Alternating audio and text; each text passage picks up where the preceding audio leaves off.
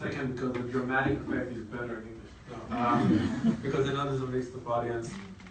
And apparently it's easier. Israelis know English, and if you speak English, it will take a lot more time to learn Hebrew while I start talking, and you don't have that much time. So we're going to do this in English. First of all, thank you so much for coming. I know it's the end of the day. Most of you are pretty much tired by now. We're thinking, should I come here or go home? So I appreciate you for not going home and coming here tonight. So today we're going to talk about growth hacks for UX, which basically we're going to talk about how you can grow your product using your product. That's very meta, right? It's how you can use your product to grow your product. So before we go into this, with a show of hands, how many of you have ever heard of me or don't have any idea who am I? It's okay, I won't be offended. I'm guessing like this is the second one, right? It's not like the first one. Good. Lots of hands. So, as Roger said, my name is Povarchik. I'm a content marketer and growth expert. Basically what I do is that I work with startups on growing their active user base, right?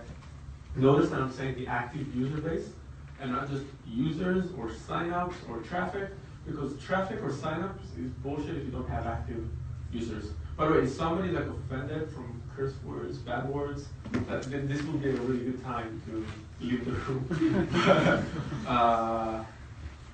Because we can go there sometimes. So basically what I do is that I work with startups. I analyze why they're not growing, either not getting traffic, not converting, not retaining enough users, not monetizing, or not getting enough referrals, and I help them fix it. That's in the most basic way what I do. So today we're going to go a little bit into what is growth hacking in general. How many of you have heard of the term growth hacking? Good. How many of you think it's a buzzword? Like people who never heard of it, like raising their hands. Okay, so we're going to talk a little bit about growth hacking. Then we're going to talk a little bit about how you can use your product to market your product. Okay, we're going to do some case studies and how some of the biggest brands are using it these days. So to understand what growth hacking is, let's start with the question of what hacking means. What is hacking? You raise your hands and give an answer. Yeah. Like using something for something that you didn't know to use. Okay, that's a good answer. Anyone else? Breaking into a system. Okay, another answer? Is there something what you want to break? Okay, that's an interesting definition. So actually the first one was right. Hacking is basically finding alternative usage to the traditional uses of a system. To get a better understanding of this, let's give two examples. So how many of you are gamers, used to be gamers when you were younger? With a show of hands. This is an R&D center, I know you all play games, right? So usually in games we have this thing called cheats, right? Where you cheat, the codes, all that. And people feel as if they were cheating the game, right? If you have eternal life, or if you have like ammunition or extra levels, right? They feel like they're cheating the game. Now, I'm going to tell you a little secret. Nobody has ever had a bug in their game that adds 5 more levels to the game accidentally, right? Somebody planted that in, right? Nobody accidentally has press these 5 buttons together and you're going to get eternal life, you're going to gain extra weapons, whatever. It doesn't just happen. It's not a glitch in the game, right? So basically what somebody did is that they left an opening to the person who wants to use the game differently than what the masses will use it. And what happens is when you get that doorway, when you understand that the other way of using that game, you get a whole different experience of that game, right? Because for example, if you get eternal life, honestly, I'm not a gamer, so I don't know what the names of the core games are. So I'm afraid to say one and just reveal how old I am.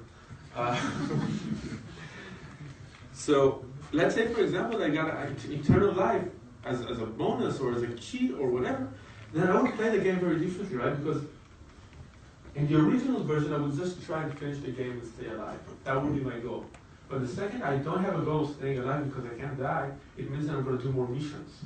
I'm going to spend more time picking coins, killing more people, stealing cars. Games are very educational these days, right? Like, I would spend much more time doing all those other things, and I would find small surprises or small details within the game, right? Because if I'm worried about my time is running out, right? So I'm basically running through the stages. But if I know that I have eternal time, the timer is not even clicking, I can do it slowly, I can actually reveal more facts and design and stuff into the game, right? So basically you're just using the game differently than what most other people are using it. Another example is learning a new language. So okay, I'm always interested in getting the first answers to this question, because everybody are guessing, but I love to see how their guessing process goes. How much time do you think it will take you to learn a new language, which is a Western language, in a manner so you can speak it in the street of that foreign country fluently? Now, I'm not saying somebody will mistake you to being a local, right? But just to speak it fluently. Yeah? More or less a month. A month. Okay. We're going to go back to this. You should come here. Let's see the right places. I want to listen to this. About a year. About a year. Any other guesses? Why did you say a month? Because I have tried personally to study foreign language through, I don't remember the exact system, but it more or less consists of 30 minutes lessons, 90 lessons, okay? Okay. 30 minutes each lesson, in which the methodology is that you listen and then you speak back the machine. And I've tried it personally. I didn't go through all the stages, but I was able in a very short time to communicate with people in a manner that they really liked. No, but my question is this. I'm not saying like, je m'appelle Ray, comment ça va, and then you get like the answer of like, ça va bien, and you'll close the conversation. I'm talking about going to the street in Paris or Spain, like whatever language you're learning, and be able to start a conversation. Like a free conversation. I think if I had finished, I didn't, but if I had finished those 90 days, 90 lessons, and I think if I was really into it, I could have finished it in a month. Okay, might be, by the way, might be. But that's theoretical. I mean, you didn't do it and got to that level yet. Not to that level, but to a certain level. Okay. So you want to? Yes, I want to add. Wait. Yes, Yeah. I want to add to this. Actually, according to Israel, you have the ulpan for foreigner people, and it takes 6 months. And actually, after ulpan, you can speak on the street. Mm-hmm. So, but in ulpan, you use only half a day per day. Okay, so But if 3 months. if you go in to use a full day per day, Mm-hmm. it takes only 3 months. Okay, so you say 3 months because Ulpan is 6 months, and if you shorten it, 3 months. Yeah. Okay. So give your answer because you want to say something. It was much more the same. Like 1 month I did it in German, and it was via Berlitz, so it was pretty much. And you could have walked in the street and speak German? Yeah. Okay. I did it work, so. What? I did it at work, so I think. Okay, so first of all, kudos because 1 month is crazy. So the more, let's say the more scientific answer is 3 months.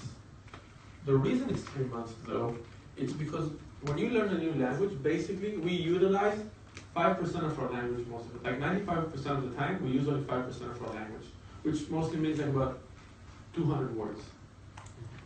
In addition to that, you need to learn about like 6 different phrases, between 6 and 12 depending on the language, phrases for the grammar, like I gave her the apple, she gave me the apple, etc. So basically you need to remember between 6 to 12 phrases to understand them grammatically, and you have to remember for about 200 words. Right? So if you think about a language that way, that's easy to learn in 3 months. 200 words in like 6 to 12 grammar points.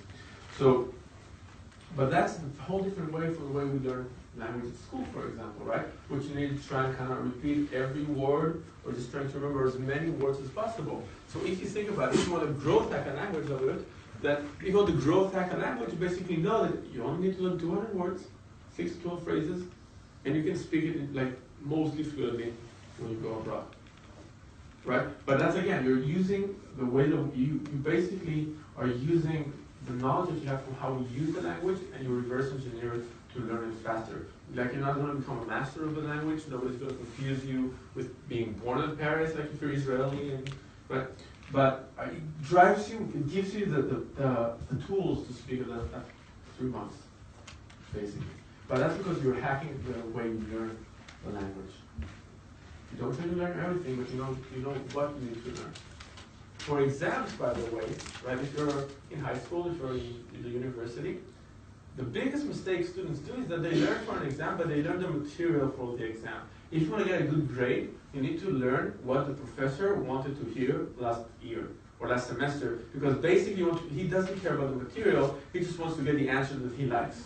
And as a student, your aim is to answer what he wants to hear. That's it. If he wants to hear the wrong answer, he's still giving you the grade. Right? So it doesn't matter what the material is, it depends what your actual professor wants to hear. So that's reverse engineering, how to learn in less time than you would usually do if you do the entire course. So the idea by hacking it is to basically reverse engineer what's working, or what do you need to do to get to a certain point, or to get to a specific goal.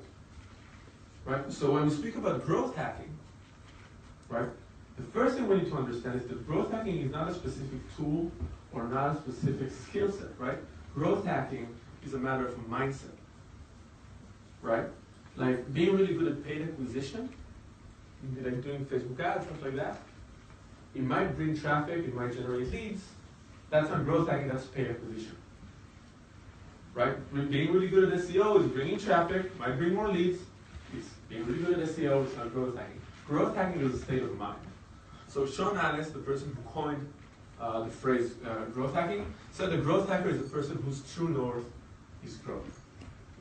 Aaron Ginn from StubHub says the end goal of every growth hacker is to build a self-perpetuating marketing machine that reaches millions by itself. They're all state of mind. Okay, so for me, a growth hacker is a marketer who uses data, creativity, and various techniques to grow a product. Right? So a good growth hacker would usually be very analytical, because you have to understand numbers. Everything you do is backed by tests. Everything you do has to be backed by facts. Right? I'm going to give you the best tip that I can as a marketer. Gut feeling is bullshit. Right? Like feeling like you had a very good day and not back it up with like the amount of work you got done, the results you got out of that day. Usually what happens, the days that you feel like you had the best day in the world were the days that you were not productive at all, but you were just doing stuff you want to do. Right? How many of you know those days, you finish your day and you feel like this was a really good day, and then you look at your task list and you actually have done nothing. Right? I can see it. You can raise your hand for solidarity, because that's what happens to most of us. So as a growth hacker, you have to be very analytical, because every time you run a test, every time you have an assumption of what's going to work, you need to prove it by numbers. So let's say that I think one tactic will work, and I implement it, but the numbers don't show it, right? The numbers are not going up, not getting more leads, not getting more traffic, then my idea was bullshit. I need to either iterate, I need to replace the idea, I need to go back, right? So a good growth hacker will be very analytical. The next thing you have to be is very creative. Because you don't know what's going to do the trick or the tactic that's going to bring you all that success, that growth success. So for example, one of the biggest growth factors, or one of the factors that got Airbnb, right, more conversion, was the fact that they added the $1 million insurance thing. Right? If you go to Airbnb, then you have a phrase that says that you're participating in the insurance to up to $1 million in fees. That raises trust. People start converting more. So you have to be creative a lot of the time to understand what it is that I'm going to do that's actually going to work. Okay? For one of our past clients, we developed a whole new feature to increase to increase referrals. They had a product basically that you could, and it was targeted for startups and people who go to conferences. It will scan the room to tell you who are the reporters who are near you right now. So let's say, for example, you go to TechCrunch Disrupt, and you're in your booth, panicking because you're not making any connections, right? And you say, I wish I could speak to some of the journalists. You open the app, it shows you that Mike Butcher or Ingrid are around you. You see their image, you see their name, you see what they wrote, what they just tweeted, and you can be like this with your phone, right? And say, oh yeah, Mike. And then you come up to him and say, Mike, I'm a big fan of yours. I've read this and this and this. And any things he knows, like you know him, he just comes through the app. So the problem with this app was it was very successful if you had it. The problem with this app is that nobody wanted to share it, right? Because you would not want to say to a reporter, hey, I don't know who the shit you are, but I just saw your face here. You don't want to do it. And you don't want to go to any other of the startups that are around you, right? And tell them, hey, I have a secret tool that can get you a conversation with each one of the journalists around here. Which means that even though the product works really well, the referral rate is 0 because nobody wants to share it. Nobody wants to admit it. So what we did is that we analyzed basically the core assets of the product, the core essence of it. The idea of it was to make you more successful in conferences, right? If I'm doing the booth thing or I'm just mingling in a conference, I can see Mike and I can actually approach him and speak with him that I couldn't do before. But we need to add something to get people to actually share it, but it needs to be consistent with what the app does. So this is a pop quiz for you. What is the next step after you speak with someone in a conference? What is the next step you have to do to prove that you're serious? You can email your details. You gave him the details. You shook hands. You're cool. You're a separate ways. What is the next step? Email address. Yeah, follow up email. Right, just to follow up saying, hey Mike, how are you? It was great seeing you today. So what we actually did with the app is that we built with them this feature. We got to the idea of this feature would actually make it grow faster. So we built in a feature that basically says submit, and the other person gets an email, like pre-filled email, because you have the context, you have the email, you have the location, you have the conference. So I just see Mike, we shake hands, I go to my separate way, open the app, hit submit, he gets an email, hey Mike, it was great seeing you today at TechCrunch Disrupt. It would be amazing to catch up next week for a quick Skype call. When can you talk? Best, your name. At the bottom of it, you have a small signature powered by. I started to wonder when Mike started to feel that it's getting a lot of similar emails. So what we did is that we had generated a few templates. So, and by the way, most emails look the same for the follow-up, but we had generated a few templates so we wouldn't be crowded like sending the same one over and over again. You can also, in their roadmap, you can personalize it even more, etc. But basically what happened is that suddenly we had 32% more users after one conference because everybody started seeing the powered by, right? So the referral rates suddenly increased very fast, yeah. The person who sold the shirt by was like the journalist. So who? So first of all, because you don't mingle only with journalists. Okay. Second of all, journalists start seeing it and adding themselves to it as well. And people share it with everybody who mingle with them. Because suddenly what happens is that you would not use a business card. You would just use it and hit submit for everyone. Because you meet a lot of people who are not only journalists. So they would log in and they would actually connect with other people as well. So if you would just speak to a regular marketer, he would not think about adding a whole new feature to a product, right? Or you would never, or if it's a company who's not ready to work with a growth hacker, they would not think of relocating their assets or time or resources into developing a new feature, right? When most marketers know how many of you are marketers? Okay, so only 2 of you feel that pain of every time you need something, right? Like we don't have time in development. In 6 months we can do this. We can change the landing page in 6 months from now, right? So a company needs to be able to work really fast and iterate and work with the developers. So this is about creativity. The next thing is they have to be very tech savvy. Even they don't have, for me personally, I don't think they have to be a coder. A lot of people will disagree and think the growth hackers have to be really good at code, or even though Python a little bit and APIs and all that. It's a huge benefit if you do, by the way. If you can tweak your own pages, if you can do CSS very well, HTML, Python, it's very good. But the most important thing is that you know what can be done. For me, a really good growth hacker is not somebody that knows how to do everything by himself, right? When I started out, I started in 2007, right?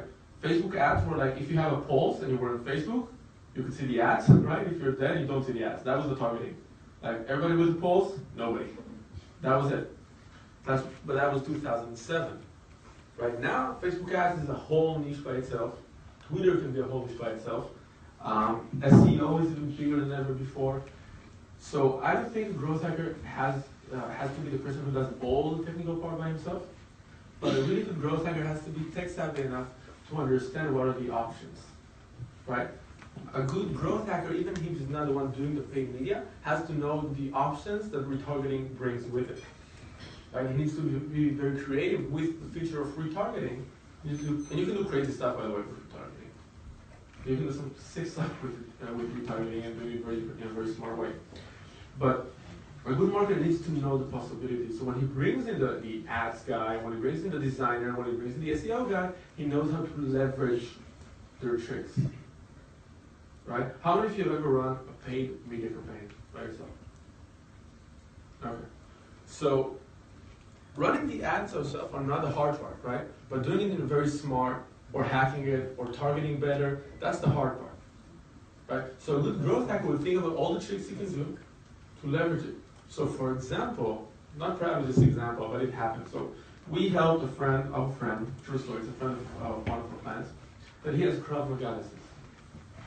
Right? So like almost everyone who teaches Krav Maga, you know, there's some shit going on outside, I don't know if you noticed. So everybody are now offering Krav Maga and they're giving examples from all the things happens. So what we did to help the targeting better, we took the article, every time something happened, we took the article, we put it on our landing page, we promoted it as a news article. And all the people who read the article got retargeted, right? With, hey, you can learn Krav Maga. So the people already had higher intent because they just did something that was scary to them, and they were more willing to pay for a Krav Maga course. So we retargeted them. We lowered the rates, by the way, of the cost for the campaign because we were not fighting over people in Tel Aviv who were scared as a target audience, right? And so we lowered the PPC, the pay per click, and basically we drove a lot of leads to doing that. Now, if you just know how to run a campaign technically, it doesn't mean that you have a strategy to think about that. I'm going to give you another idea, which is creativity and text app. One of our clients decided they need to re-engage some of the users that they've lost in the last 6 months. It's a premium product, it's very expensive, and they decided they need to try and recover about 500 clients who already left the service.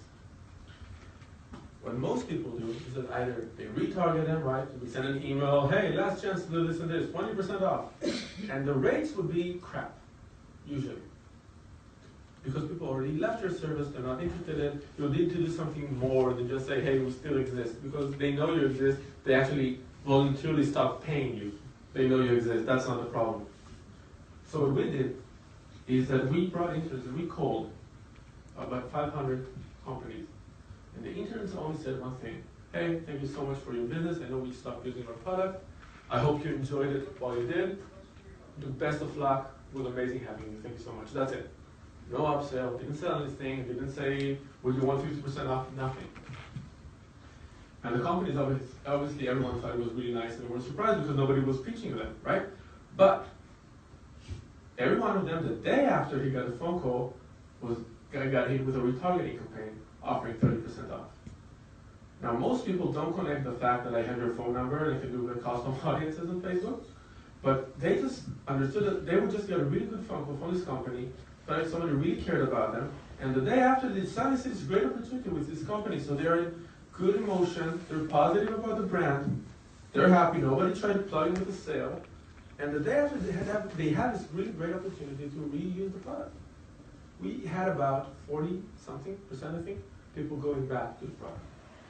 If you want to understand it in a way that your investors will understand it, it's $1.2 million. Right? Not bad. Yearly. Yeah. Wasn't it important just to understand what happened or why they leave the company? We knew it because we had the information from the CRM. Like for the ones who said we left because too pricey to do this.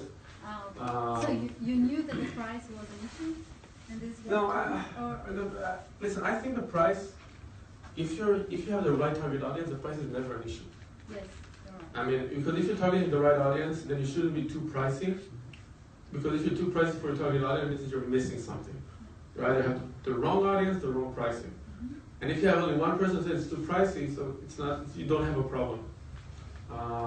That's a very big way of saying this, right? It's not, obviously, it needs better attention than what I just said. So, the next thing is they have to be early adopters.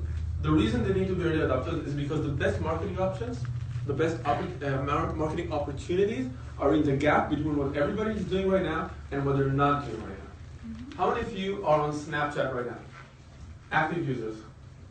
Okay, 2 people. Okay, how many of you have used Twitter in 2010? Used Twitter, not open, had the egg avatar, right? Did some automation, and how many of you are using Twitter now? How many of you are using Instagram for marketing? How many of you are using Instagram ads right now? You're all fucking missing out on so much. Like, every time you don't do this, I do it, right? And I gain a lot of money doing it. Just because you need to understand the gap. So, for example, for me to go on Snapchat right now and be heavy on Snapchat, this is a very easy way for me to get to some of the biggest influencers in the world. Why? Because they don't have a massive audience going after them right now. They don't have 10 million people following them right now because there's no 10 million marketers on Snapchat. So for me, it was very easy to go on Snapchat, and on my second day on the platform, reach out to Morgan Brown from growthhackers.com, and I know he's watching it, so hey, Morgan. Okay? And we became friends through Snapchat. I would not be able to do it before because all the other channels were super crowded. Right? Same goes for Facebook ads. When Facebook ads started, it was super cheap. It was super easy to get a lot of attention through it. And everybody didn't want to do it, right? Because no, Facebook should be always free. Facebook is an ad network, right? Facebook is not free. Facebook was not meant to be free. It's not a free marketing tool. Let it go. We're living in the past. Facebook is an ad network.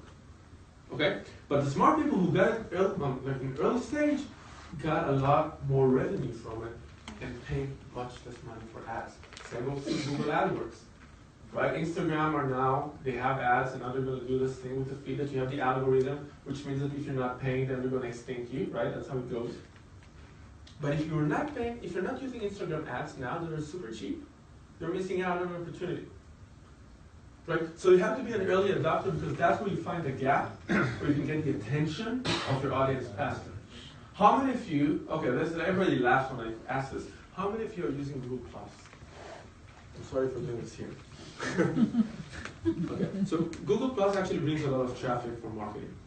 If you have an SEO product, if you have a marketing product, if you have a social media product, you can get a lot of attention to Google Plus communities. Okay? But everybody are too busy reading the headline saying G Plus is dead. Twitter has been dead 5 times since I started using Twitter. Twitter has been deader than Tupac and Elvis Presley together. If you believe that now. Right? We generate a shitload of money using Twitter. But people are reading headlines, they don't actually do the work. So we have to be early adopters because every time something new comes up, how many of you, when a new social network comes up, you say, oh, another one? No, I can't afford to waste my time there. Each one, if you're not using Twitter, has said that to himself. If you're not using Snapchat, you're saying that to yourself right now. So raise your hands, own it. Come on, okay. So every time you say that, you're missing out. Okay? Because what you can't really afford is miss out on big opportunities. So what, you're gonna lose, 5 hours of your week doing Snapchat for 1 month? Fuck it, if it's an opportunity, you can gain so much more than that. But you're too afraid of the fact you're gonna waste 10 minutes of me doing a video, right? How many of you think Snapchat is only for teens? How many of you think that Snapchat is only for sexting? I just saw 5 people signed up right now. Right? But it's not the case. But you're reading headlines. You're reading TechCrunch articles, Wall Street Journal articles, New York Times articles saying like what teens are doing on Snapchat. Right? Or you're saying this, someone did this or this because of Facebook. That's bullshit. Go in and do it yourself. Right? Be an early adopter because that's where your real opportunity is. Right? Going to Twitter right now and trying to be a star on Twitter or Instagram, you're never going to do it. I started using Facebook for marketing in 2007. When you posted a new event, So people who signed up as going actually came to the event. That's how crazy it was. Not like a 2% that we have now, right? People actually went to the event. That was crazy, right? By the way, Facebook event is still the best marketing tool for Facebook. That's another thing. So, and also you have to be a fast learner, because if it's going to take you 1 month to understand every new platform, you're never going to do it. So you have to be able to learn fast, new techniques, new software, new ideas, new methods all the time. Yeah? Question about the early adopters. Yeah. When a new social network appears, there's the problem that nobody is still using it. Okay. So where's your audience there?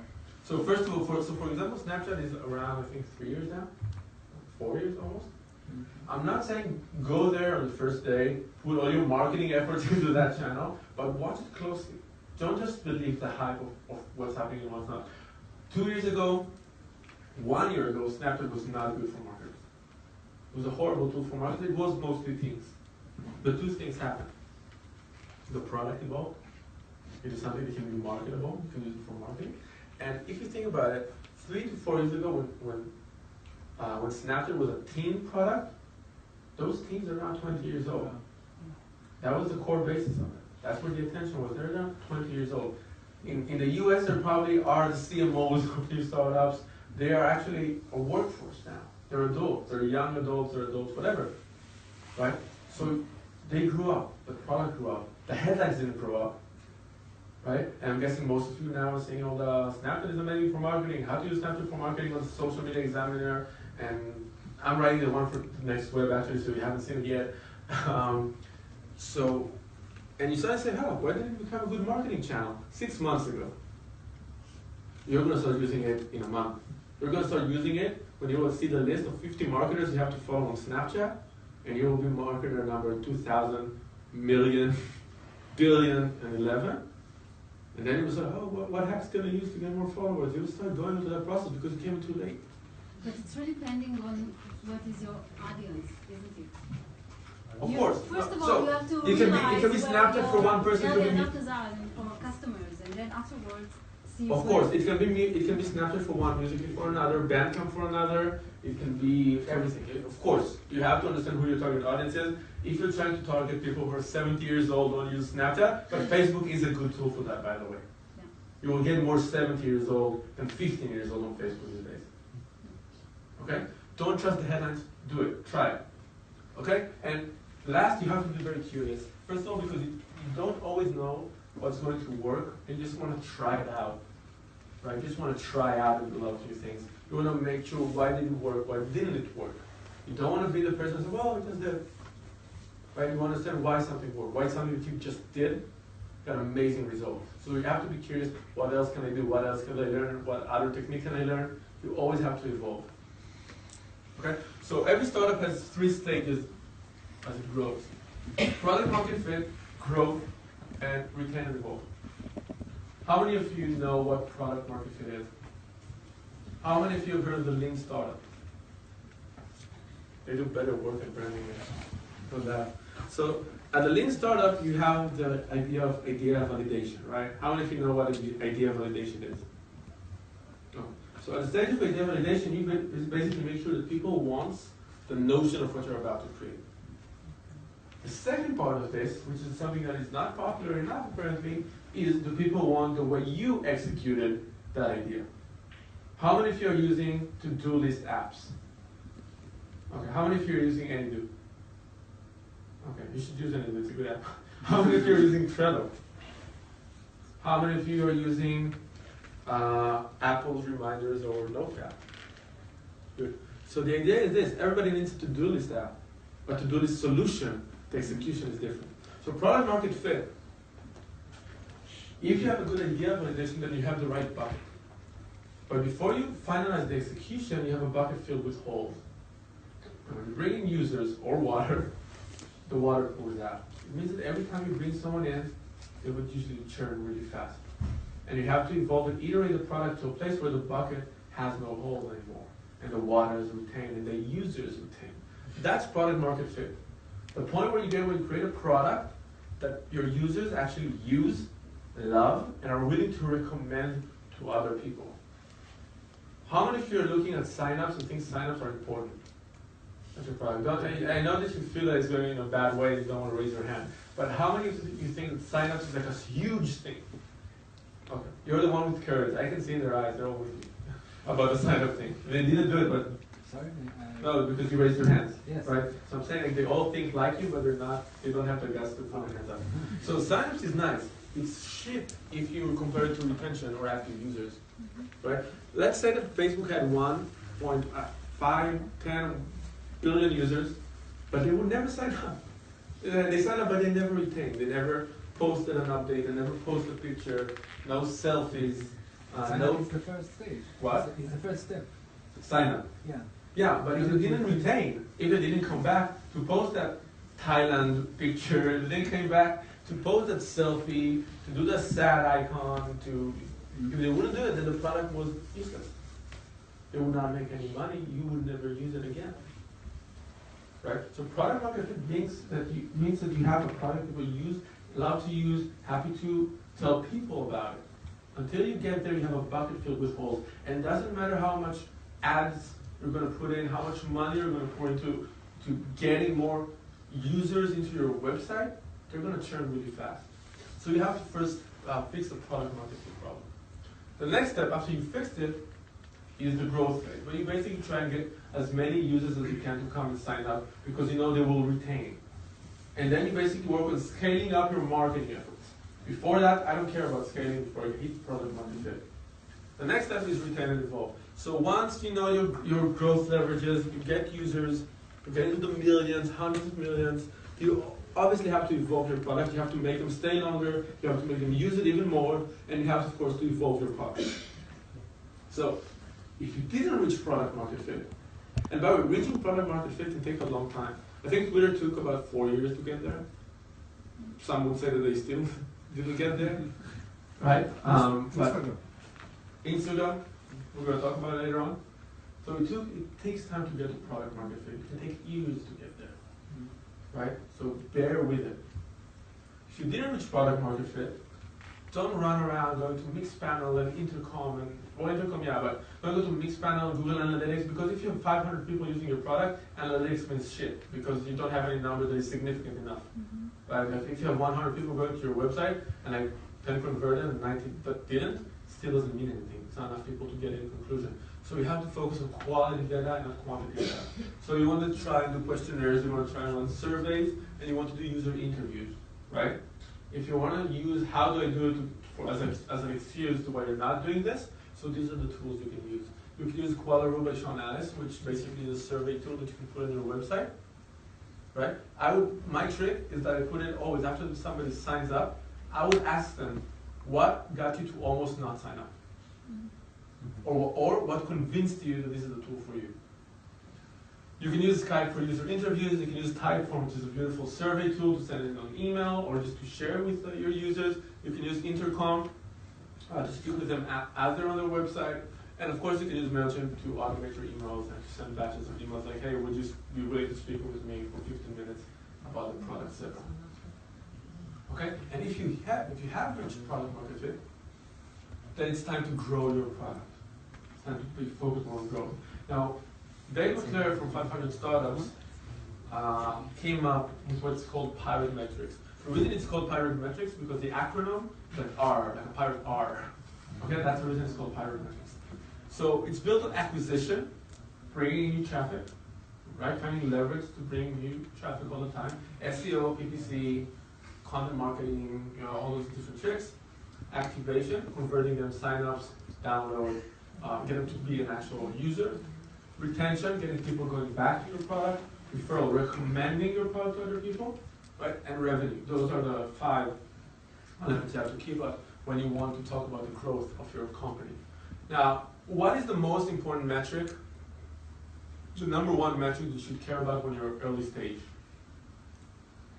I gave you a huge hint before. Retention. Retention. I hear everything at once, but I'm going to say retention. Okay, so retention is the first one because if you have 100 people and nobody stays, your product is shit for them. Again, 100 people is not enough to understand if you're shit or not, but if you can't retain your users, you'll bring 1 million users and they won't stay, it'll help you much. So retention is the first sign you need to do. The second one is referrals. For two reasons. The one, if the only users you get are the users that you personally bring into the product, you're not going to grow exponentially, right? Because you have to bring every user by yourself, or with your paid media money, or with your own marketing efforts. But if I don't recommend, if me as a user, I'm not a growth channel for you, you're not going to grow really fast or at all. The second thing is that if I don't share your product, or tell my friends about it, or write a blog post about it, or tell people I use it, you have to ask yourself why. Is it because the product doesn't make my users look good? Is it because it's nice to have but not good enough for him to make it essential for him? Right? You need to ask yourself why wouldn't anybody recommend this tool? What do I need to do to step up so people actually start recommending this tool from one another? Today, I will focus on the acquisition part. So you have three categories for acquisition. You have pull, push, product. Have you ever heard of this segmentation? Pull, push, product? So pull, first one, I always call it everything that's nice.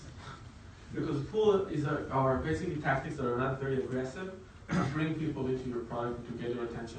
So it could be about blogging, podcasting, ebooks, infographics, webinar, conferences, presentations like this one, SEO tricks, social media, contests, deal size, or leverage other people's community. What you're doing here is that you're providing value, and if someone is interested in your value, they're going to come back, they're going to sign up or learn more about your product. This is cool because it's not very aggressive. This is me just throwing it out there. Hey, if you like our content, you might want to also be a user or sign to our mailing list, etc. When I talk about push, I mean about the more aggressive stuff. Ads, for example, promo swaps. You promote my banner, I'll promote yours, I think. Affiliate marketing or direct sales. By the way, direct sales, when you're an early stage startup, you should do it. Right? Because you need to speak to your users as much as you can. So actually studying to them and listening why they're not buying from you, or what's not convincing them, what actually resonates with them, is one of the most important things you can do for your product. Right? At the beginning, how many of you are concerned about scaling your product? And if you're a small company, you're worried about scaling your product. Raise hands. I say that every time that you're not sure if it's going to go in a good way or a bad way, you're all looking at me like, I don't know, I don't want to raise my hand too early. But you were brave, I like it. So, at the beginning, don't worry about doing the scalable stuff. Always do the unscalable stuff. Talk to your users as much as you can.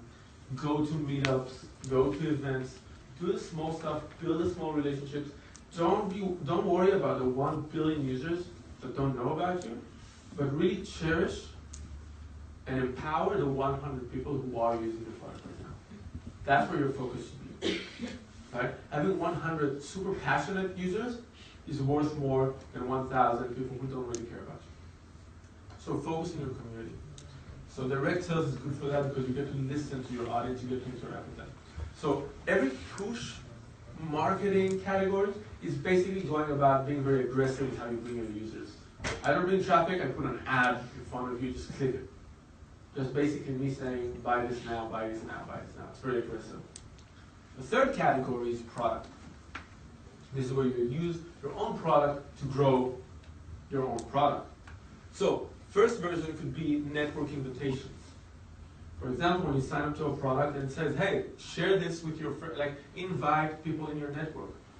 For example, when you signed up to Meerkat, you used to sign up to Meerkat, or when you sign up to Medium, right? You automatically had all the Twitter followers are not following you on that platform as well. Right? Or you would basically get the option to add people from your core network, address book, Twitter followers, Facebook friends, into the platform. Right? The second thing you can do is social sharing. Right? I just opened up a new profile on LinkedIn, share this now. Right? Because when you use a new social network, you want to get followers, so you basically tell people, hey, share the fact that you've just done this, right? And on your Facebook, Twitter, etc. Or when you had any success with the product. So I'm not going to expand more about social sharing later on, so I'm going to give you this very important example. A lot of people look at those things, social sharing, network invitation, and they think of it as a tactic you just need to plug in somewhere, and it's going to work. And if it wouldn't work, then it means that this tactic doesn't work. The important thing is context. Always, by the way, the important thing is context. So when you put, for example, social sharing, you have to be really careful where you place it in your product. One of our, actually early clients, had a product which analyzes Facebook pages and gave you a score as a page manager, right? So it means that, for example, if I'm running 5, 10 pages, it will analyze my pages, tell me you're 78, ranked 78, and this is what you should improve. Right? How many of you use Cloud? How many of you know what Cloud is? K-L-O-U-D? No? So basically Cloud would like rank you as an influencer, and the numbers would always go between 72, like 62 to 79, I think. Because if you were 100, then you would not use the app anymore. So they have to keep encouraging you to use it more. Now the problem is that the idea is right for the product. But when you bring it to how do I manage my Facebook pages, and you give me a score of 78 or 64 because it's good for my product, I'm not going to share it. Because if I share that I'm 62, 64, 72, someone is paying me to do this. So two things will happen. You will say, oh, well, I don't think a 72 marketer is worth $10,000 a month. I think that when you reach 80, I will pay you. Let's open the retainer and discuss this. Second thing you can do is like, well, I see that you're at 68. The other company is 71. So I think I should go with the other company. Which means that for me, as a page manager, I can't win. Because everything that I would share would actually show that I'm not good enough yet. Right? Because unless I'm 100, unless I'm at 99, I will not share it. But before you give up on this opportunity of social sharing, you need to ask yourself something else. What am I doing right now with a product that my user needs to share, or would feel proud to share, or will be valuable for them to share? So the score for my page is not a good metric. But how much I improved engagement week by week or month by month is something I can always be proud of. Because 30% growth, even if it's like 5 to 7 people, right? But 30% growth is something I can always be proud about, and I can always grow. It's always like a positive mark, right? So that people would actually share, right? So you need to have context into your social sharing. You need to understand when are you doing it, and you need to show us the value you're bringing to your user, and you have to make them look good, right? Focus on your users, focus on giving value. So actually showing how much they improved engagement makes you better at what you do, and make other people say, oh, he's always on the rise. They're always having more engagement every week. They're pretty good. Me as a marketer, that's a number that I can use, right? So always think about context. Next thing is API integrations, right? So Buffer, for example, one of the first things that they've done, how many of you know Buffer? Okay, so Buffer is a social media scheduling tool. One of the first things that they've done to land grab kind of almost every reading app, every information app, was to build integrations with everyone. Evernote, Feedly, Pocket, every app that you would use to consume information, which you later on might go and share on social media, they would integrate with that product as fast as possible. And then two things happened. First of all, it became the easiest service to use for social shares, because for Hootsuite, you have to go to log into Hootsuite, you have to copy the link, do the copy, blah, blah, blah. It's a very long process. But if I can do it with one click, I'm going to use the product that can do it with one click. That's one thing. Second thing is that I used to see that Twitter share, Facebook share, and then there's this new icon that I've never seen in my life. I'm going to click it because I've never seen it. Will lead you to Buffer. So the fact that they've integrated with so many products was a huge way for them to scale up. MailChimp, by the way, does the same thing. By integrating with as many lead generation opt-in forms, they get a chance to be the most comfortable platform to use for email marketing. Intercom, for example, is not integrated with a lot of the opt-in forms and plugins for WordPress. So if you'd ask me what's easier to work with, MailChimp is easier to work with, right? Which means I will use it more often than a platform that is not comfortable. So API integrations can be a really good trick. Another thing you can do is you can use backlinks. the same way we used with the app and the follow-up email. We're going to see some examples for backlinks in a minute. Next one is incentives. Get more free storage. Share this to get the extra feature, right? Every time you use this, it's an incentive for someone to share, tell about your product. If you want Trello Gold for free, you need to bring in one more user to start using Trello. Dropbox, the same thing, right? So we need to actually, I need to bring in more users because it's for my benefit. Or Slack, for example, is amazing at it because if I'm using Slack, I'm going to bring my entire team on Slack. So it's not an incentive, right? But I need to bring more people in all the time. So the next one is embeds. We're going to talk a little bit about this. But the second your product can move away from your product, it can be a vehicle, and people can implement it in other places. You're going to get more traffic. You're going to get more eyeballs on your product.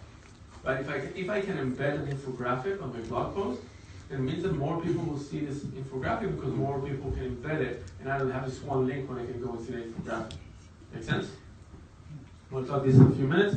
And the last and least, is organic, which organic is always nice. If you have a really good product that hits the right product market fit and it's useful and people love it, it's going to grow.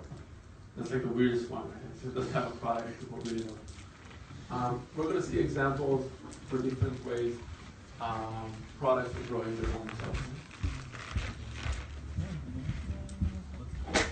So how can I use my product to grow for growth? We're going to see examples right now for backlinks, for onboarding hacks, viral loops, embed, organic, and incentives. We're going to see how every company uses it, companies that you know. So let's start with backlinks. So the idea of backlinks is turning users into promoters. Every time I send something, you have the link powered by, right? So the first people who did it was in 1996. And the question was, how do you grow a free web service? So basically think about this. It's 1996. Hotmail are trying to grow. You go to their investor and they say, we need some money to promote our new webmail service. And their investor says, well, I've just spent like almost $500,000 on building a product that your main premises is that it will always be for free. I'm not going to give you any money to jumpstart and spend more money on something that you basically are promising me will never generate money. So it basically means that they have no ads, they have no billboards, they have no radio spots, and they can't actually spam anyone because there's no email yet. Right? It's 1996. When you open an email in 96, you opened it, right? That was crazy. Right? So then the investors asked them, can I add this small signature saying, please, I love you, get your free email with Hotmail? And they thought it was crazy, ugly, and not useful, but they did it. And they grew to 1 million users in 6 months. Now, I know today, you say 1 million users to an investor, and he says, yeah, but tell me when you get real growth, right? But it's 1996, right? 1996. Nobody was using email, right? So 1 million users in 6 months is pretty big. So basically, everything they've done was to put in the signature email, and every time I sent an email, I would actually promote the app. Now, how successful is that tactic? Right? But first of all, it makes every email user a distributor, but iPhone still uses it, BlackBerry used to use it, Mailbox uses it, Sparrow used to use it, Evernote uses it, Facebook uses it till this day, and it always works. Wow. If you look at Facebook, if you look at the, I don't know if you're cynical or surprised. Huh? Are you surprised or cynical? I'm not sure. No, it's true. Well, So think about an Israeli example. Israeli example. So send from my iPhone. If you think about every time you go to Facebook, you can see where someone posts their update from. You can see it from OS X, iPhone, Android phone. I want to say BlackBerry, but but I don't want to lie to you. So every time you get those breadcrumbs, like where did they get it from? What did they use to get it from? Right? They still use it because it's a very efficient tactic. The next tactic is onboarding. How many of you know what onboarding means? Definition of onboarding. Okay. So onboarding is basically the experience I go to as a user from the first time I heard about your product to the first time I finish doing the core action within your product. So if you told me, hey, Instagram is really cool, oh, Instagram, we should check it out. Open my iPhone, go to Instagram on the App Store, download the app, sign up, do the whole, this is how you use Instagram, take the first picture, right? Put the phone back in my pocket. That's the onboarding. Small stage. So most companies, most startups are using the onboarding the wrong way. They use it to try and educate me about where should I click. And that's what they do. They tell you kind of like, click here, do this, remember how to function the app. The smart thing with onboarding is basically to help you become better at what you want to be better using the app. You have to convince me in one try that this is what I'm looking for, this will help me be better or have a better experience. So think about it this way. If you're talking benchmarks, people who onboard a new product, if you take 100% of people who are happy with what they've just seen, that they actually enjoy your product, about less than 60% of them will come back to your product for the second time. We're talking about the happy people, not the people who hated you from like the first glance. We're talking about the people who finish the onboarding and say, oh, this is cool, I want to use it. They don't, right? Most of them never come back. So, when you think about your onboarding, you have to think about the long-term usage of the app. Not just get them to know that if you click here, this happens. So a good example for this is Twitter. Yes, there are good examples in Twitter. Okay, so at the beginning, they had this problem. They were getting a lot of new users, but the retention was super low. Right? They were bringing in more users every time. People would come in, they would almost complete the bio, they would do the whole sign-up process, they would add an image, everything, but they would not use the product. What they found eventually was that people who followed between 10 to 20 people on first sign up would spend about 6 months within the product, like in the product.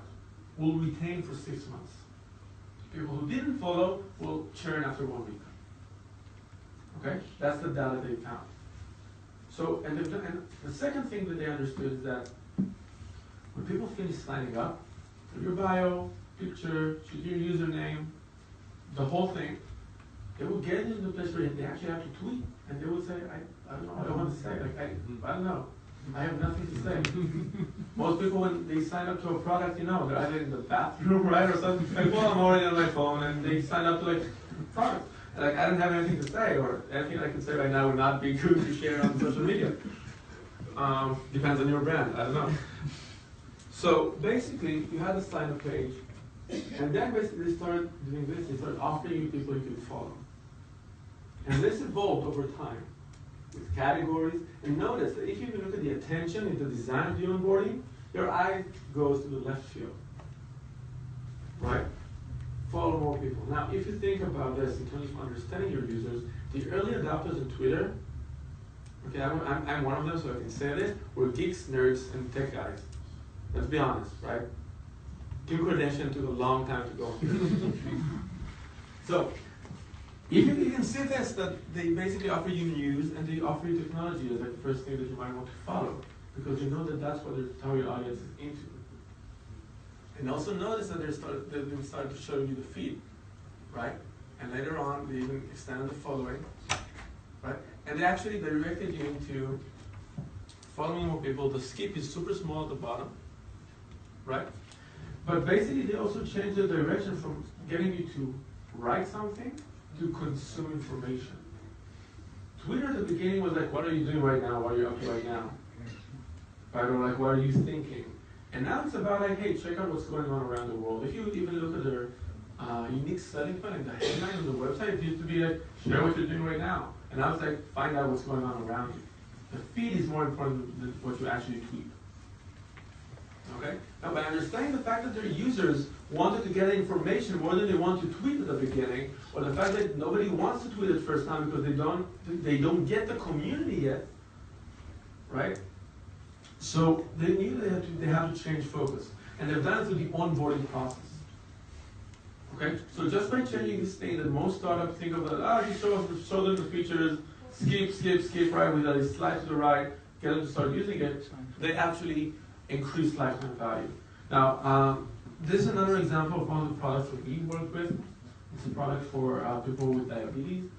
And basically what you could have done, you could have you're giving your information about your latest results, blood test results, and it would give you a dashboard with the amount of glucose in your blood, sugar level, like everything, give you a really good dashboard for it. They also have a gadget which basically can do you can do the test with the gadget, it sends the information right to the athlete. The problem with their onboarding process was that the first time you use it, you will get into a very clean, nothing to see dashboard because you just started using it. You have no information. You still don't have any cool graphs, colors, even if you actually utilize the product. How many of you use project management tools like Trello, Asana, all those, any variations of those? So every time you see the video, everybody using labels, everybody have pictures, right? It always looks so beautiful. And when you start using it, you're like, I don't know, where should I put the list? What's the, right? Because you don't have any example. And when you get to it, that's where most people give up. They don't want to start building the infrastructure because they don't know how it should look. So the only thing we've changed in your onboarding process is that you either have to do the test when you onboard or fill in the test result, the latest test results. So instead of going into a blank dashboard that had no information, didn't look cool, didn't have any colors, you already have information because you had to fill in that information when you signed up to the product. And then when they saw the dashboard, they got it immediately why it's cool. And they're like, I don't know, it's like, I don't have anything to see here. They immediately got the benefit of the analyze of the results, of seeing their trend. They immediately got the benefit from when they onboarded, and they kept using it. People who just went to the clean version that had no information on it, churned the day after. Or the next time they need to actually do the test, they didn't think about it because they didn't see how cool it is. They didn't get why they should use it. So just by changing the onboarding process, we increase lifetime value. Next one is viral loops. So a viral loop is when a company achieves a viral coefficient of at least 1. Basically, a viral loop is the loop that goes between share this product, somebody sees the share, go into the link, signs up. That's a viral loop. Okay?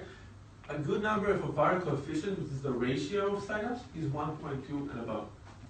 Anything less than that means that you're not going to grow exponentially, and most of it, that usually you're not going to grow. If for any one user you get one new user, it's not enough for your company to really reach any critical growth.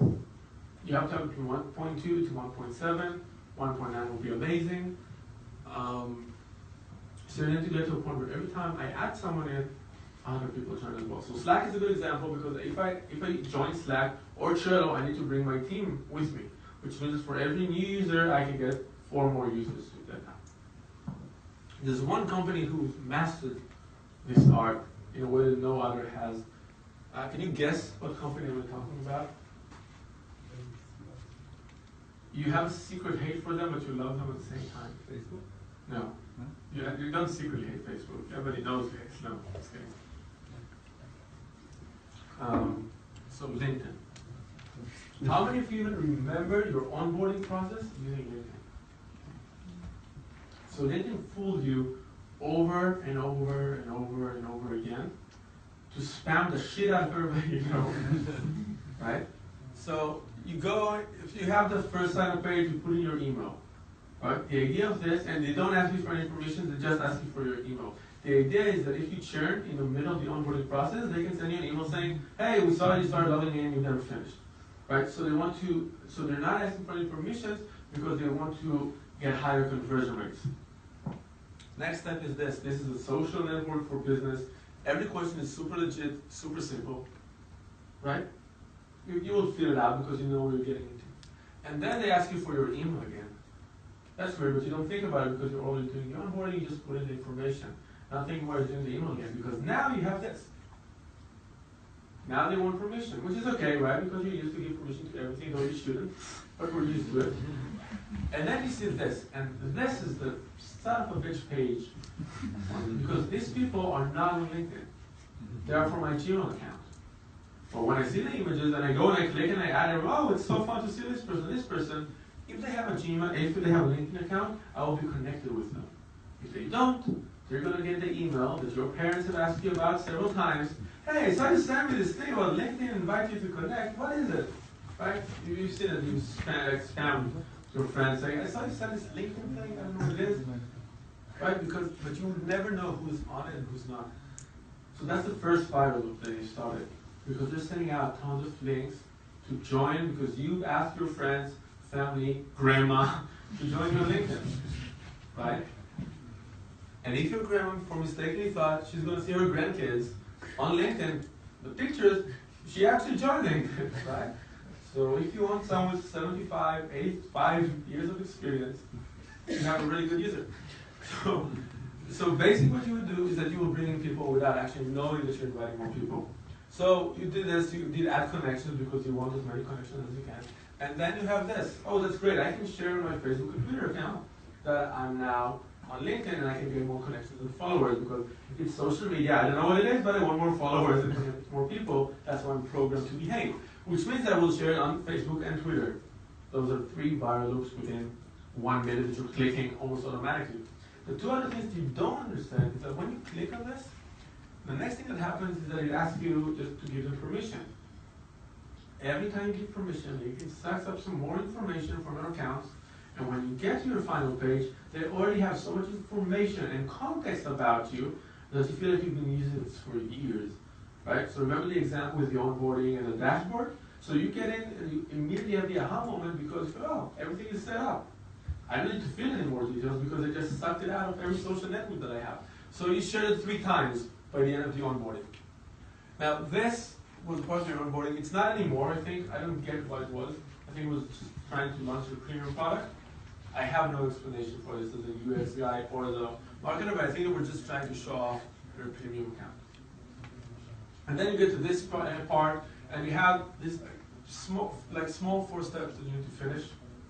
You can skip them, but if you finish them, by the time you end them, you are a full, integrated, active user of LinkedIn. You're in groups, you have friends, you have information from influencers, so you can see Gary Vaynerchuk and Richard Branson and Randy from Moz, and you can see them all in, and you can also follow companies. So it means that if you're just clicking next, basically, I'm going to be a full-fledged user for LinkedIn while I finish this. So I have this product which I shared 3 times on my most valuable real estate, starting with email, Twitter, and Facebook. That's only the onboarding. Okay, so that's a really good example. And now using embed. There are 2 channels that are using embed that are very, very massive for words. One of them is YouTube. Right? You can go to a YouTube video, click on the code, share it, put it on your website. The reason why embed is so good is that because it makes every person an ambassador. Every time you send an inspirational video, instead of just having to count on me to share the link, I'm actually posting it on my blog or my real estate. And you know what I do after I publish a blog post? I promote the shit out of it, right? So it means that I'm actually sending more traffic to their video. So first of all, for numbers, they're increasing numbers as they do it. I can see the value of this. And every time I see a YouTube video on everyone's blog, there's a link with the YouTube thing. You can click and you go back to their page. Another company who does it very well is SlideShare. How many of you know SlideShare? Okay, so SlideShare is basically a social network for presentations, for the slides. So this, for example, this is a talk that I've done with Ben Lang in Budapest last year about getting your first 1,000 users. You click on share, you get all the share opportunities, and when you embed it to your blog, this is how it looks like. It's a very natural part of it. So basically it means that I'm consuming the content on other places. They're expanding the real estate. Every time I embed content, I expand the real estate beyond their social network. I bring traffic because people who are interested in this or will double click it will go to SlideShare, bring more traffic. I'm actually bringing people who actually know what the product does and have high intent towards it. So using embed is basically a way to expand your real estate. Instead of getting people to go to my website, right, I'm actually going to their website first. And I'm getting more and more distributors bringing more traffic to my website. The drawback is that they don't go to your website now. I mean, they What do you consume, they consume the content on other people's websites. Yeah, but so for me as a blogger, I use the embed code. I'm happy because I have the information that I need, and I'm actually promoting my real estate. So SlideShare, they can see this, right? As a person who sees this, and you can do either be interested and double click the slides and go to SlideShare. The second thing is say, oh, that's an interesting tool. I wonder how they did it. Go to SlideShare, and they they're still users. They start getting to know the product a little bit. And this, by the way, is a really good acquisition channel. So I would actually recommend every product who can have something that can be added to somebody else's real estate. Even I would actually go as far as say, hey, you want 6 months for free? put a badge on your website. That's what Mint do. You know Mint.com, like a finance platform. They had a badge they shared with like the first users, saying put this badge on your blog, and they would get like a month for free, 2 months for free, and you had a lot of target audience filled blogs with their badge, and they've got tons of new traffic because they have a blog that is with your main interest. You're seeing a badge powered by, sponsored by. You're interested. You're interested. The next example is organic. So, organic is basically learn how your users are behaving or how are they using your product and leverage it to direct your product to a better place. So, basically you want to design your product around the data that you're collecting right now. That's what Instagram did. Before Instagram became a successful product, there was this product. There was a word there in between. This was an app called Bourbon, which basically lets you check in when you go to places, an HTML5 web-based app. You could go to places, check in, and then take a photo and use the beautiful filters. It was a nice touch. And what basically the founders saw that nobody was using it, but the people who do were really excited about the filters that they had, right? They used the images, they took the pictures, they used the filters. Nobody did the check-in thing. Foursquare didn't not on that apparently, but nobody used the check-ins. But everybody used the filters to create beautiful images. And they had money that was invested in them, and they didn't want just to throw it out and say, like, we quit. So they said, before we say that we didn't do it, let's build an app around this first usage and everybody loves doing. And that's how you got Instagram, which grew, I think it was 3 million users in the first month. And I think it took them to get I think it took them 6 months to get 5,000 users on the other app. Might be wrong about the numbers, but they grew to, I think it was 3 million users in the first month. Just because they gave the product that their audience really wanted. Now, saying that's the only reason that they grew would be a lie. They were one of the first apps, like really good photo apps to be on the App Store, and it exploded with the iPhone 4, etc., etc. But the fact that they were smart enough to understand the data that they have to iterate their product, and not just, for example, add more features. Every time your product doesn't work and you solve it by adding more features, you're fucking it up. Always take out features until you get to the feature people actually want. Right? The biggest mistake I see is we're going to add this. We're going to add this and this and this, and you have a crap load of features on a product that you wanted, right?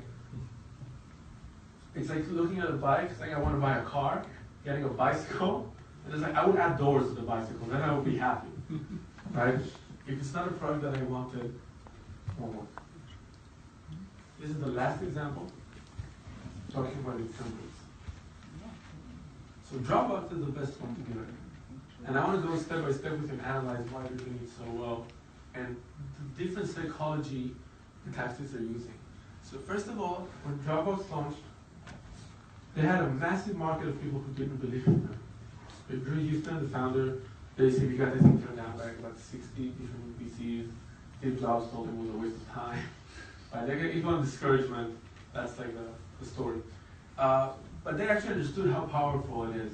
And the way they actually got traction was the fact that they created a short video explaining how to use the product, and that's what actually went viral, brought the initial amount of users. But they were very smart in using incentives, and they were very smart in viral loops. And we're going to analyze this for a second. So the first thing you've seen, it changed, of course, early days. That wasn't, the incentive page, different variations.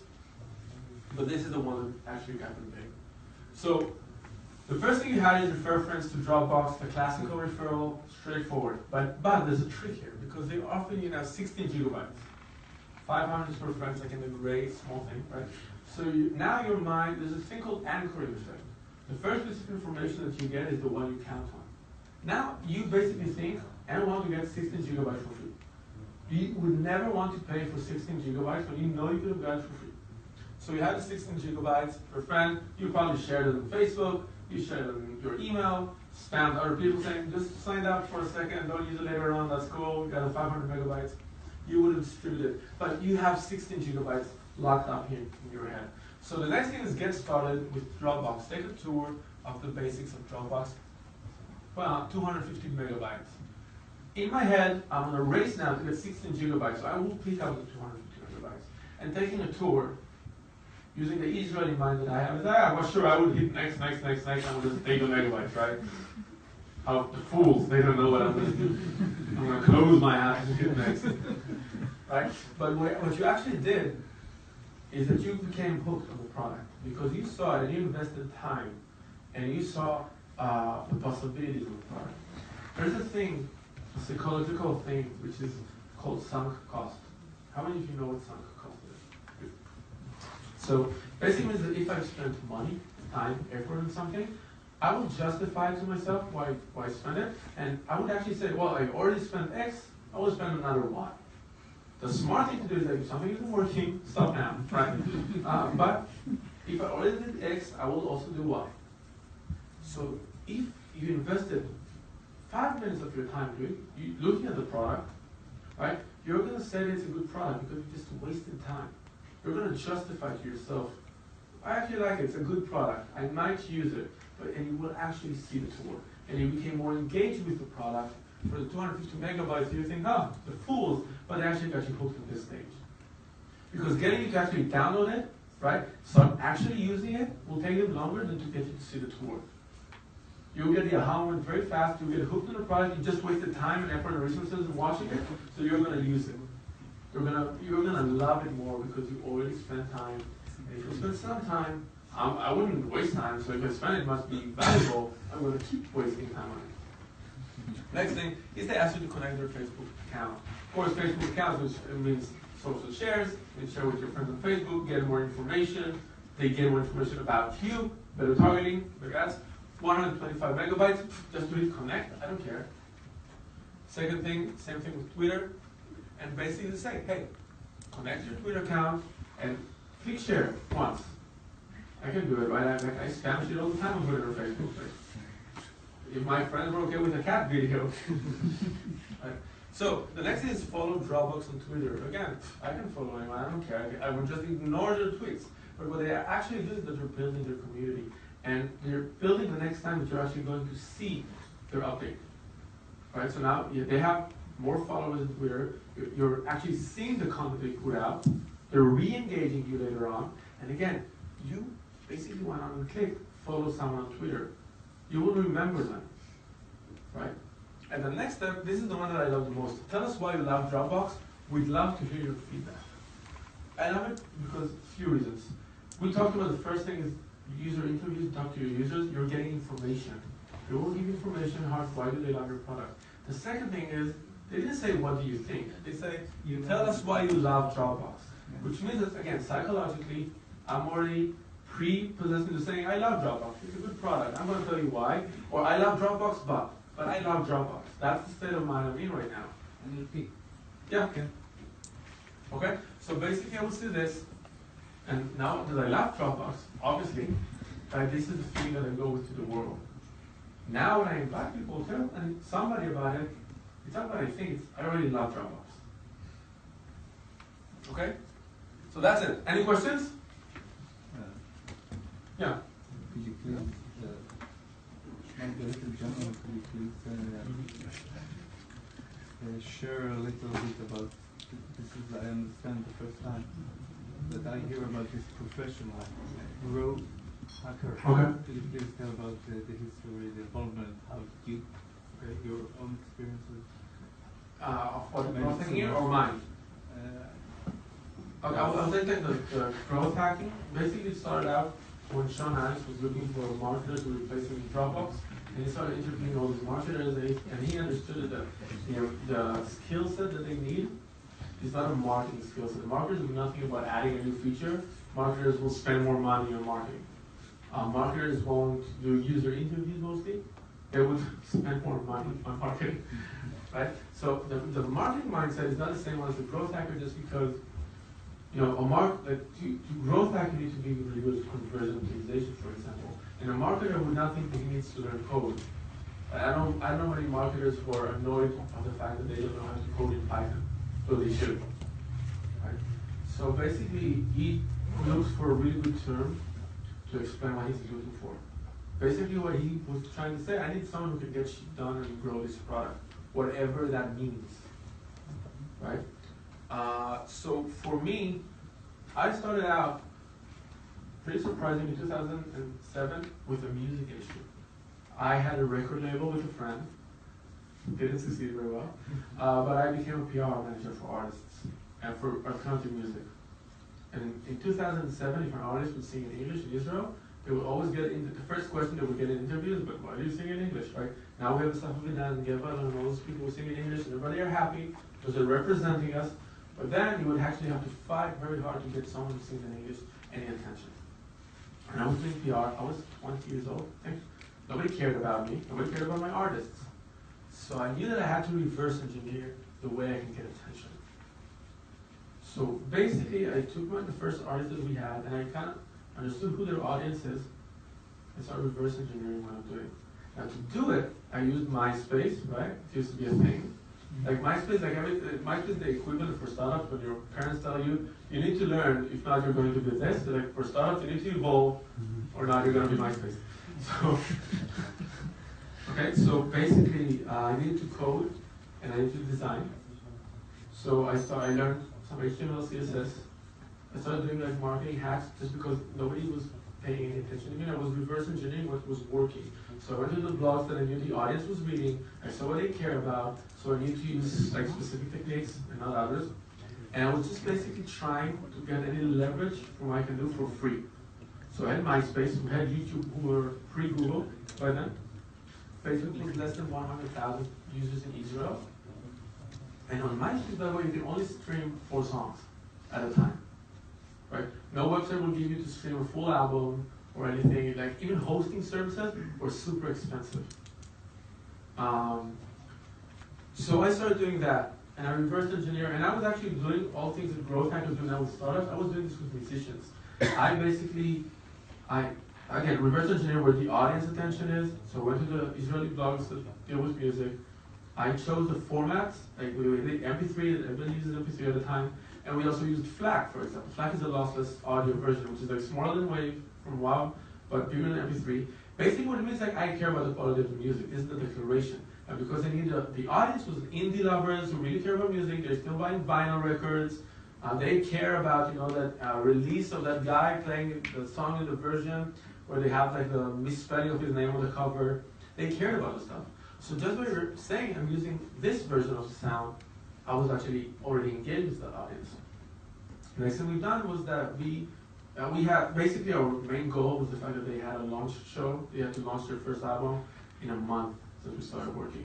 So we basically started doing a viral campaign. We used YouTube and we did 2 minutes video every day of the rehearsals and stuff that were going towards the video. 3 weeks before that, we released a single, free to download. Again, now it's like the most obvious thing. Nobody used to do it. I think REM did it at the time. Coldplay might have done it, but nobody has done it at the time. 2 weeks before that, we released an EP of a live show, and the week before that, we actually gave the entire album away for free. 2007. Right now, it's like obvious. 2007. Right? Just so you understand how weird it was, is that we actually need to hack another service to let us stream the entire album, because no legit service would give you to stream like 10 songs. Right? Because they knew you were stealing someone's music. And we were actually getting emails like saying, this is illegal. Like, no, it's ours. I can show you. And just to get it to stream, we need to send them the contract that actually own the music. Right? That's how far we go. That even pirating was very hard. So I learned to code, I learned to design, and I became very analytical because I need to know if I'm speaking. I was this one person show, and I need to understand if what I'm doing is actually working. So I did, and there was no Google Analytics, and I need to understand, by doing this, am I getting the right traffic, am I getting attention? So I started using coupon codes for everything that we've done. They had a marked coupon code, so I could do analytics. Does this effort brought me the results that I needed? I was going to shows, and I was looking at the audience every time, and I would say, okay, this is a weekday, this is the number of people came in, this is a Saturday, this is, okay, so for one of our artists, I knew that their audience were girls who were 16 to 19 years old, right? So I knew that every show that we do in midweek will flow, right? It just wouldn't work. But Fridays would be good, and holidays would be good. So we stopped doing shows in midweek, for example. So I started doing all these techniques for musicians, trying to help them grow. I was actually speaking to all their fans, and knew them by name, everything that needed to be done, everything that pertaining to do with your startup. Now I did that for musicians. I started a digital agency for musicians with a friend, sold my half, because I was not fitting anymore. And one of my clients, was a consultation clients, told me, he said, I like what you do. My father has a startup. You just take what you're doing here and just try to do it here for a little while. The startup was a huge failure, but the techniques that we were using had really good results. And basically then, I was the annoying marketer, social media guy, 22 years old, 21 years old. I was the annoying social media kid who was annoying the product guys about how they develop the product, or how they design the landing page, or their messaging. I was just the most annoying guy. I was the annoying kid. That was my nickname. Right? Had worse, but that was my nickname. I do this. And as I started doing this for more startups and looking at the 360 degrees of what you actually need to do to grow a product, customer success, better conversion rates, a better brand, community, I was starting to do this all together with an expertise in content marketing. I'm still a really good writer. I contribute to the next web, Social Media Examiner, Unbounce Buffer, Time. I've mentioned on Time Magazine, all those. I'm still a very good content writer. We can do a contest right now. I can kick anyone's ass. I promise you, it's the only skill set that I have that I can kick anyone's ass. I can write 4,000 words long posts in less than 6 hours. Okay, I'm really good at that. So I started mixing it up, and I was starting for every company that actually called me in because the product was a failure, the marketing was good, and I basically started going to different companies, and I heard the term growth hacker earlier, like in around 2011. And for me, I hate the term growth hacker, right? It's the worst term in the world because it promises that somebody does magic, and it's not magic, it's just a lot of hard work. But when you're a marketer, this is my personal opinion, right? As a marketer, when you come into a product, say I'm a marketer, here's the marketing team. They can spend money on ads, they can write blog posts, and they can, do whatever they do there before we fire them and say that they were, like the product doesn't work, but the marketing team, that's their fault. But when you say growth hacker, you will get access to the whole, it's like, oh, you're a growth hacker. Here's the car keys, like here's my house. But basically the way I see it is about doing anything that needs to be done to grow the product. That's the way I see it. And because it came from the music world where they have no budgets, right? Like 500 shekels for like an ad or something would be like, I don't know, man, we need to think this through, right? So I came with an idea of scraping techniques and smart techniques to grow a company.